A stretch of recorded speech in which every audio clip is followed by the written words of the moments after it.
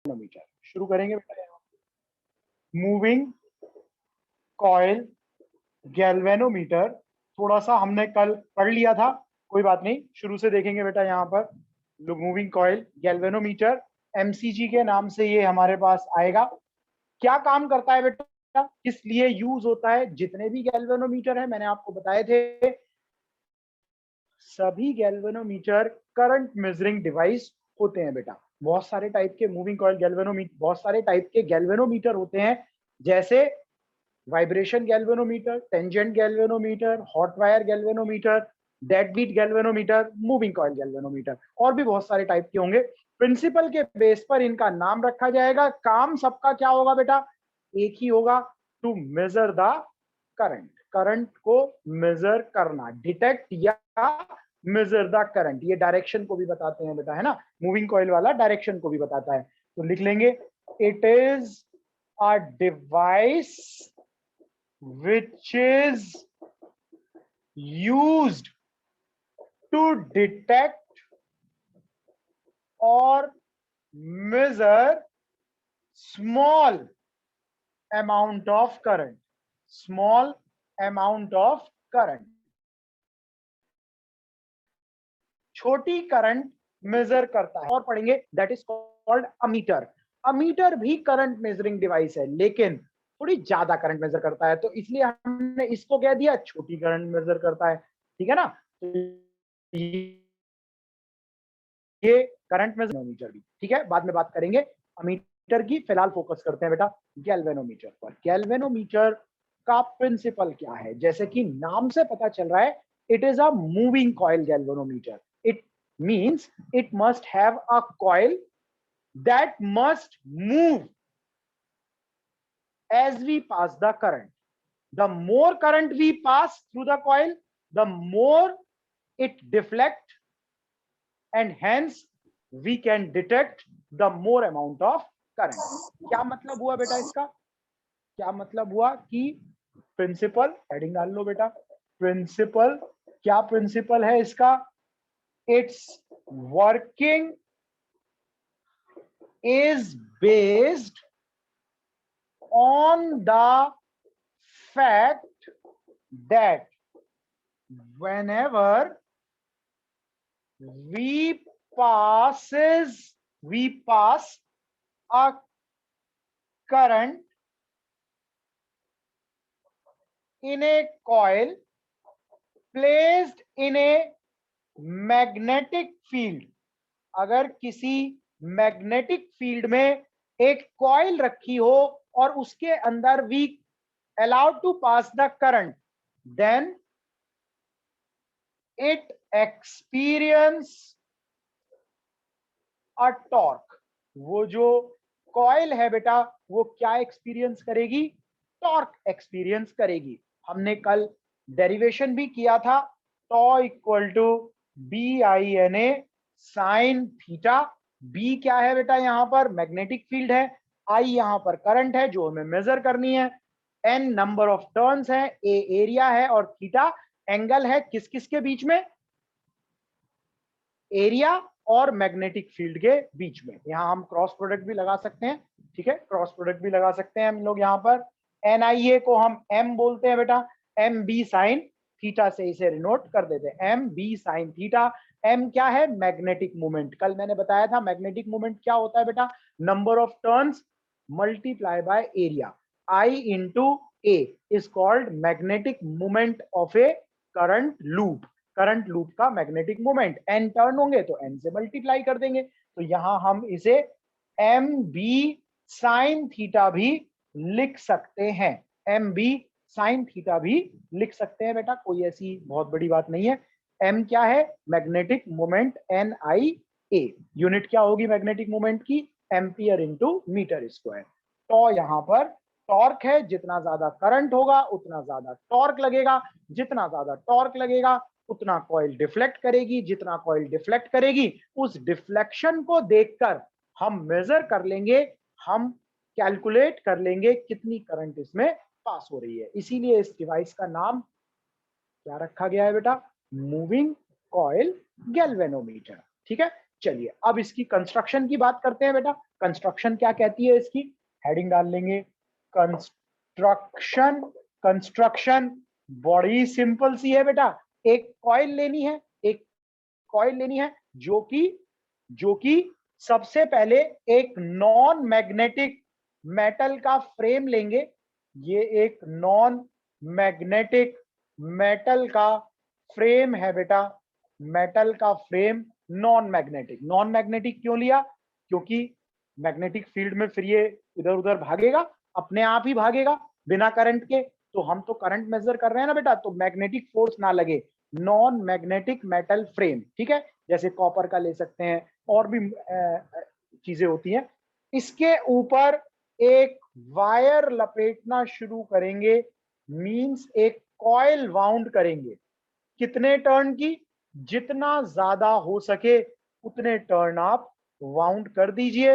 Insulated copper wire है, बहुत सारे टर्न्स इस पर हम वाउंड कर देंगे बेटा। ये हमारा क्या बन गया, एक कॉइल बन गई। ये वो कॉइल बन गई जिसे एक्चुअल में हमें डिफ्लेक्ट कराना है, जिस पर टॉर्क लगाना है बेटा, ये कॉइल हमारी बन गई।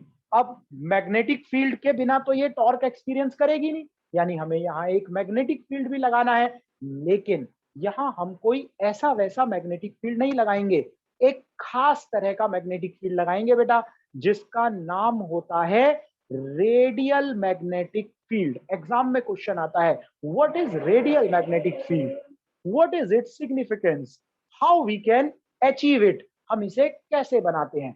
सबसे पहले देखते हैं बेटा रेडियल मैग्नेटिक फील्ड क्या होता है। ठीक है, नाम तो हमें पता चल गया, radial magnetic field. Radial magnetic field क्या होता है बेटा, ऐसा मैग्नेटिक फील्ड जो हमेशा कॉइल के साथ परपेंडिकुलर रहे, कॉइल के साथ हमेशा परपेंडिकुलर रहे। क्यों रहे भाई, क्यों, हमें क्या जरूरत है परपेंडिकुलर रहने की, हम चाहते हैं करंट मेजर करना। करंट मेजर कराने के लिए हमें टॉर्क ज्यादा लगाना चाहिए या कम होना चाहिए बेटा, ज्यादा होना चाहिए। टॉर्क जितना ज्यादा होगा करंट का मेजरमेंट उतना आसान होगा। टॉर्क को मैक्सिमम करना है, टॉर्क को मैक्सिमम करने के लिए साइन थीटा को मैक्सिमम करेंगे। साइन थीटा को मैक्सिमम करने के लिए थीटा को कितना करेंगे, 90 डिग्री करेंगे। तो हमें एक ऐसा मैग्नेटिक फील्ड चाहिए जो हमेशा कॉइल के साथ 90 डिग्री का एंगल बनाए, कॉइल के साथ 90 डिग्री का एंगल बनाए। ऐसा कैसे हो सकता है भाई, कॉइल के साथ 90 डिग्री का एंगल हमेशा बनाए, एंगल तो जैसे जैसे कॉइल घूमेगी चेंज होगा, एंगल तो जैसे जैसे कॉइल घूमेगी चेंज होगा बेटा। तो कैसे होगा, हम यहां पर मैग्नेटिक पोल्स लेते हैं बेटा, बड़े खास मैग्नेटिक पोल्स होते हैं, उन्हें कहते हैं हॉर्स शू मैग्नेटिक पोल। एक खास नाम है horseshoe magnetic pole. Horse मतलब घोड़ा, पैर मतलब भाई, शू मतलब क्या है, पैर, घोड़े के पैर, घोड़े के पैर जैसे मैग्नेटिक पोल। अब आप कहेंगे जी पैर कैसे, घोड़े के लंबे लंबे पैर ऐसे नहीं, आप घोड़े की नाल समझिए बेटा, घोड़े की नाल होती है, पैर के नीचे एक लोहे की पट्टी लगाई जाती है, कैसी होती है वो, ऐसे गोल, ऐसे करके, ठीक है, ऐसे ऐसे कर लो। मान लो जैसे मेरे हाथ हैं, अगर मैंने हाथ को ऐसे कर लिया तो ये एक हॉर्स शू शेप बन गया बेटा, सी शेप कह सकते हैं, बिल्कुल सक्षम सही कह रहे हैं, सी शेप भी कह सकते हैं बेटा।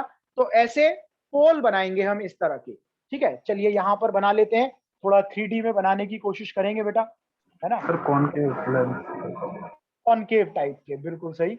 इस तरह के हम पोल बनाएंगे बेटा, इस तरह के पोल बनाएंगे ये, और ऐसे ही यहां पर भी होगा।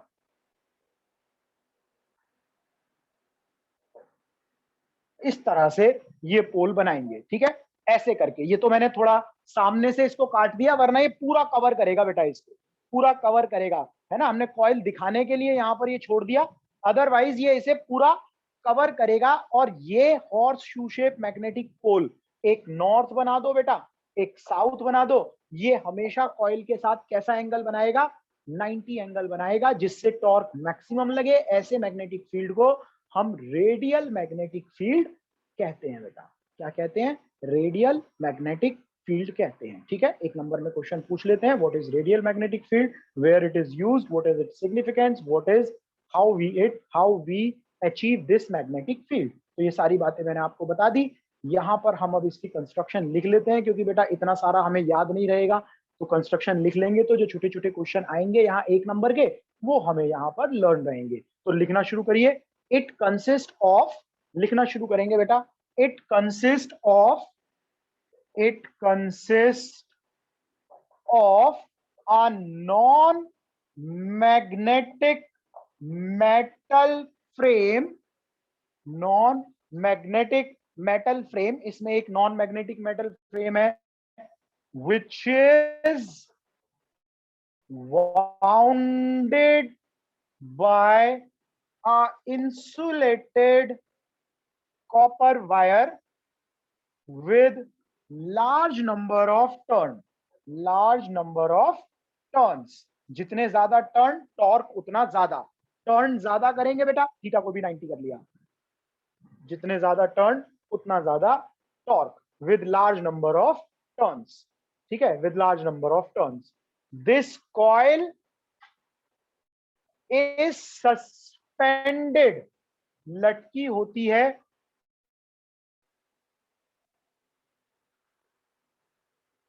between two horseshoe shape magnetic poles, two horseshoe shape magnetic poles। यहां पर ये जो वायर है बेटा, सस्पेंशन वायर, ये भी एक खास तरह का वायर होता है, जो कि एक स्पेशल मेटल का बना होगा, एलॉयज का बना होगा, जिसको हम कहते हैं फास्फोर ब्रॉन्ज, फास्फोर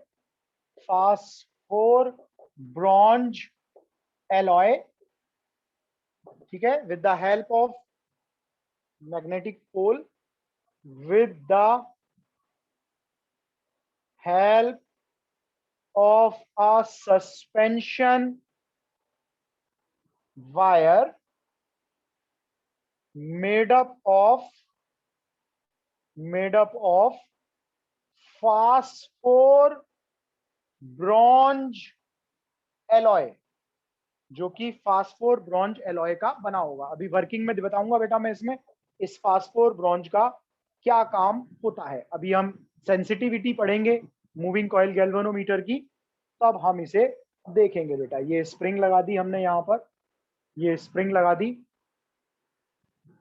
इसको मैं मिटा रहा हूं। आई होप आपने, है जी, स्प्रिंग क्यों लगाई है? मतलब हम नॉर्मल वो भी तो लगा सकते थे जैसे मैं ऊपर लगा रखी है।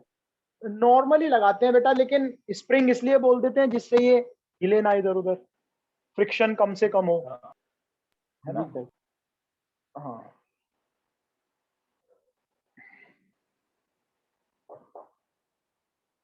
the purpose of horseshoe magnetic pole is to provide a magnetic field which always remain perpendicular with the coil, जो हमेशा कॉइल के साथ कितना एंगल बनाए बेटा? परपेंडिकुलर बनाए। such magnetic field is known as radial magnetic field. Such magnetic field is known as radial magnetic field. ऐसे magnetic field को रेडियल मैग्नेटिक फील्ड कहते हैं बेटा। ठीक है, तो यहाँ रेडियल मैग्नेटिक फील्ड आ गया, फास्फोर ब्रॉन्ज आ गया, हॉर्सशू शेप मैग्नेटिक पोल्स आ गए। ठीक है, और क्या करेंगे बेटा, यहाँ पर एक और स्पेशल काम करेंगे, एक सॉफ्ट आयरन का पीस इस कॉइल के अंदर डाल देंगे। सॉफ्ट आयरन का पीस यहां पर डाल देंगे बेटा। सॉफ्ट आयरन क्यों डाल देंगे?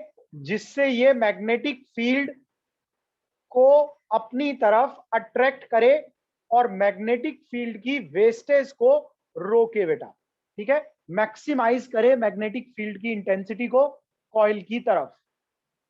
अ soft iron piece is also placed inside the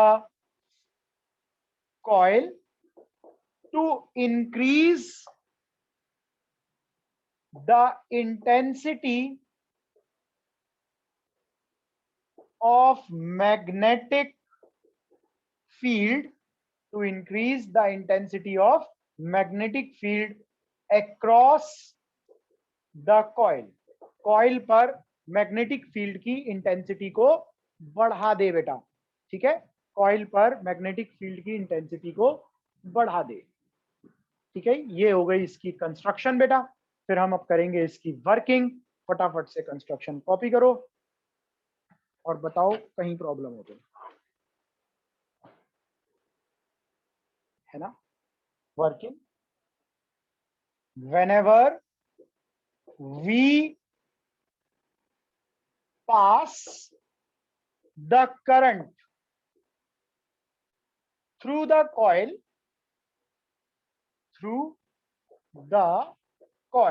coil के अंदर करंट पास करेंगे बेटा, इट एक्सपीरियंस अ टॉर्क। कितना? Tau is equal to BI NA sine theta, BI NA sine theta. देखो बेटा, इस कॉइल के पास नंबर ऑफ टर्न्स भी है, एरिया भी है और मैग्नेटिक फील्ड भी है। ये तीनों चीजें तो तैयार बैठी हैं। करंट की कमी है। जब हमने यहां से करंट पास करी, यहां से करंट आई, ऐसे चक्कर लगाती हुई करंट इस तरह से और ऊपर की तरफ चली गई, करंट पास हुई, टॉर्क लगा, थीटा कितना था? 90 डिग्री। थीटा 90 कैसे हुआ भाई? Due to radial magnetic field. हमने पहले ही जानबूझकर horseshoe shape magnetic poles लगाए थे, ऐसे वाले horseshoe shape, C shape, तो उन्होंने रेडियल मैग्नेटिक फील्ड बनाया, साइन 91 हो गया, टॉर्क की वैल्यू आ गई BI NA। ये टॉर्क आपके पास लगा बेटा, ये टॉर्क लगेगा। जब टॉर्क लगेगा, आप सोचो कोई चीज घूम रही है, ठीक है, जब कोई चीज घूमती है तो उसका एंटी टॉर्क भी लगता है बेटा। किसके अंदर लगता है भाई? किसके बिहाफ पर घूम रही है ये? इस वायर के बिहाफ पर। जो ये स्प्रिंग नहीं, स्प्रिंग तो लूज है। ये जो ऊपर सस्पेंशन वायर, ऐसे मान लो जैसे ये मेरा हाथ है, मैं अपने हाथ में यहाँ एक तार बांधू इस उंगली में और ऐसे लटका दूं, ऐसे लटका दिया, तो जब इसको लटका दिया बेटा और ये हाथ ऐसे घूम रहा है, तो ये जो फिंगर है, इस फिंगर के अंदर एक अपोजिट टॉर्क आएगा जो इसे वापस अपनी ओरिजिनल पोजीशन में लाने की कोशिश करेगा। या ये समझिए कि जो टॉर्क है उसका एंटी टॉर्क कॉइल के अंदर प्रोड्यूस होगा, और वो किस मैग्नीट्यूड में होगा? डिफ्लेक्शन के मैग्नीट्यूड में। जितना ज्यादा घुमाएंगे उतना ज्यादा एंटी टॉर्क उसके अंदर आएगा बेटा, ठीक है, उतना ज्यादा एंटी टॉर्क उसके अंदर आएगा। तो हम यहां क्या कहेंगे कि नाउ अ एंटी टॉर्क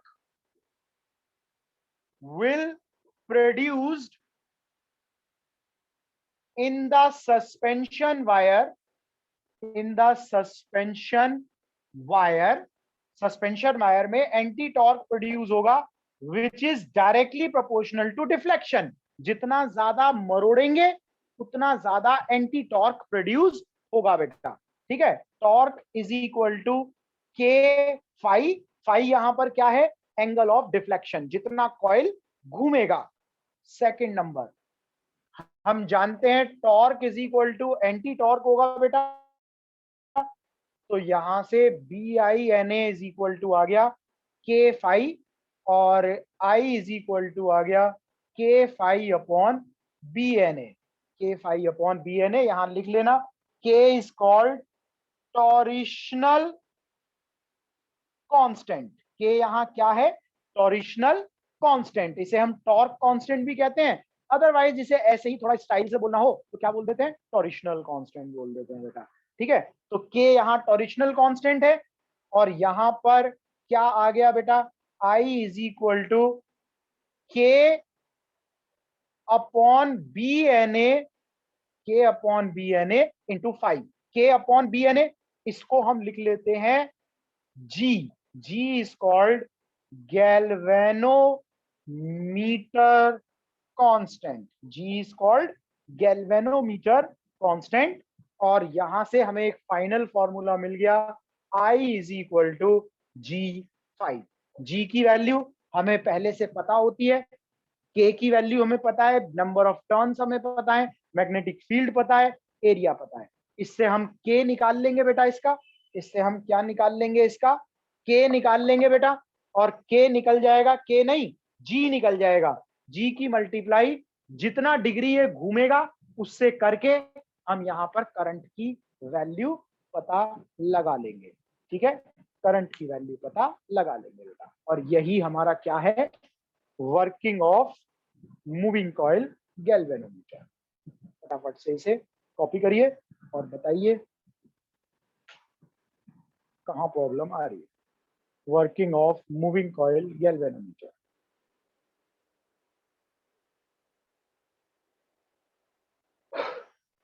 अब यहां पर एक टॉपिक डालेंगे हम लोग, करंट सेंसिटिविटी। दो सेंसिटिविटी पढ़ेंगे, voltage sensitivity, current sensitivity. Heading डाल लो बेटा, current sensitivity. Current sensitivity I S से डिनोट करते हैं, किससे डिनोट करते हैं बेटा, आई एस से डिनोट करते हैं, करंट सेंसिटिविटी आई एस से डिनोट करते हैं बेटा। ठीक है, क्या होता है करंट सेंसिटिविटी, एक फिनोमेना है जिसमें हम ये देखते हैं कि कोई गैल्वेनोमीटर कितना ज्यादा सेंसिटिव है।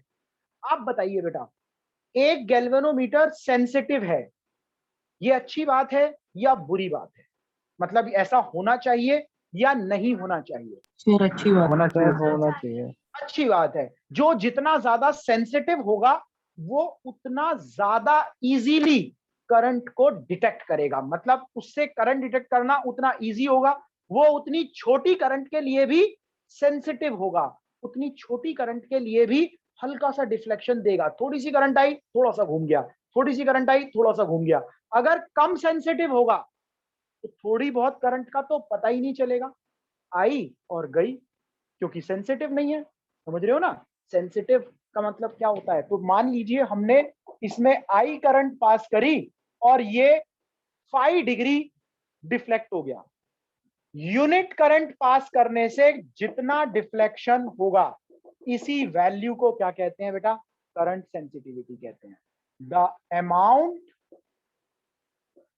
Of deflection produced for unit current supply, amount of deflection produced for unit current supply, this is called current sensitivity। IS से डिनोट करते हैं phi अपॉन I, और हम जानते हैं phi की वैल्यू क्या होती है बेटा, I की वैल्यू क्या होती है, G5, अभी हमने पढ़ा है गैल्वेनोमीटर के लिए, G5, फाई से फाई कट गया, 1 अपॉन जी। एक तरह से कह सकते हैं reciprocal of galvanometer constant is called current sensitivity. और गैल्वेनोमीटर कांस्टेंट किसके बराबर था बेटा, अभी प्रूफ करा था, के अपॉन बी एन ए, तो I S is equal to आ जाएगा B N A upon K, I S B N A upon K. Question आता है एग्जाम में, करंट सेंसिटिविटी बढ़ाने के 3 तरीके बताइए। करंट सेंसिटिविटी बढ़ाने का पहला तरीका, मैग्नेटिक फील्ड बढ़ा दो। हमने क्या किया बेटा, सॉफ्ट आयरन का पीस डाला, यहां पर सॉफ्ट आयरन का पीस डालने से ज्यादा मैग्नेटिक फील्ड हो गया, सेंसिटिविटी बढ़ गई। दूसरा तरीका, नंबर ऑफ टर्न ज्यादा कर दो, हमने कहा लार्ज नंबर ऑफ टर्न्स, अच्छी बात है। तीसरा तरीका, के की वैल्यू कम कर दो, के क्या है, सस्पेंशन वायर का टॉर्क कांस्टेंट, टॉरिशनल कांस्टेंट। अब जो ये क्वेश्चन आया था बेटा कि हमने फास्फोर ब्रॉन्ज एलॉय क्यों लिया, क्योंकि उसका टॉरिशनल कांस्टेंट बहुत कम होता है। एक नंबर के लिए क्वेश्चन, टॉरिशनल कांस्टेंट कम होता है बेटा के का, इसलिए हमने फास्फोर ब्रॉन्ज एलॉय लिया और सेंसिटिविटी को बढ़ा दिया। समझ में आया कि हमने क्यों फास्फोर ब्रॉन्ज एलॉय लिया था बेटा? समझ में आई बात या नहीं आई, जल्दी बताइए। Yes sir. आ गई? तो यहां पर मेथड लिख लेंगे बेटा, क्या क्या किया हमने। यहां पर IS directly proportional to B, we put soft iron piece, soft iron piece को पुट किया हमने। IS directly proportional to N, we wound large number of turn, large number of turn directly proportional to 1 upon K. We use phosphor bronze alloy as suspension